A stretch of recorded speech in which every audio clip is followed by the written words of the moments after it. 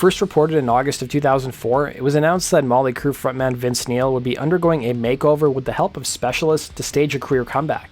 The makeover was to coincide with a Motley Crue reunion tour and compilation release titled Red, White, and Crue.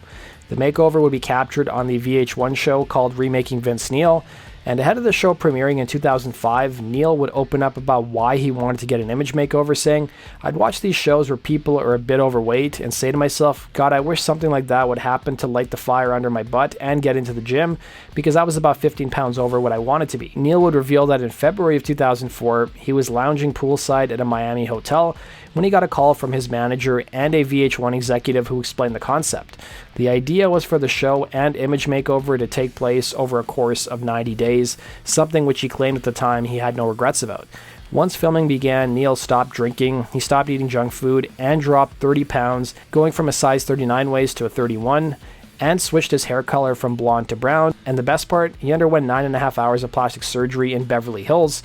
Neil would reveal what they did on the show, as you can see here. Things that he's doing to me: eyes, cheek stuff, jawline, nose job, chemical peel. They just kind of threw that one in. I don't even know what that is. I guess they sand your face off. 2005, the aging Motley Crue frontman went under the knife, and the VH1 series Remaking documented the whole thing in gory detail. You were in the Crue. You can get ass till you die. Who cares if you're a little chubby?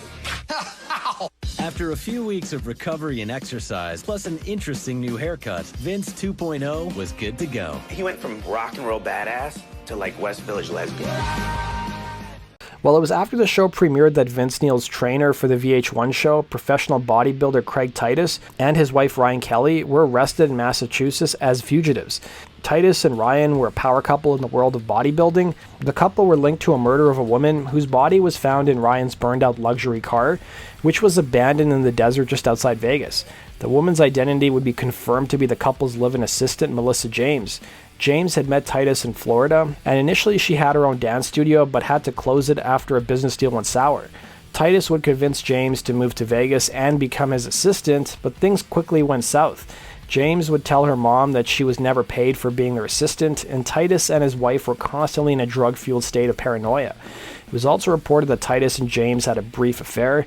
It was after 4 months of living with them in Vegas, she decided to leave and head back home to Florida. A few hours before she was set to board a one-way flight to Florida, that herself and the couple got into an argument, and allegedly James threatened to expose the couple, who had big endorsement deals and were planning on opening a clothing store. James wouldn't make it onto her plane, and the couple would be arrested outside a grocery store just outside Boston. Titus had shaved his head and Ryan had dyed her hair by the time the police caught up with them. Ironically, Titus would tell bodybuilding.com about his anger, saying, "I'm in my 30s now, so maturity is coming as my age is coming. We don't have to worry about that. It takes a lot to get me mad. Many people think I'm short-tempered, that I fly off the handle all the time. That's not the way I am. Me and my wife try to be good people, period." I believe O.J. Simpson said something similar. In May of 2008, Titus would plead guilty to second-degree murder, first-degree kidnapping, and arson for the death of his assistant, while his wife pled guilty to arson and battery with a deadly weapon causing substantial bodily harm. Initially, the couple told the police that their personal assistant was stealing from them and stole their car, but a security camera from a local Walmart caught the couple buying a barbecue set and lighter fluid and placing them in the car that their assistant was found in. It was believed that their assistant was already in the trunk of the car at the time the security camera footage was taken.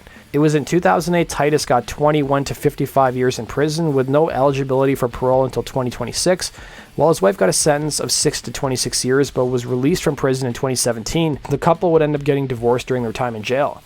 That does it for today's video, guys. Thanks for watching, and we'll see you again in Rock and Roll True Stories.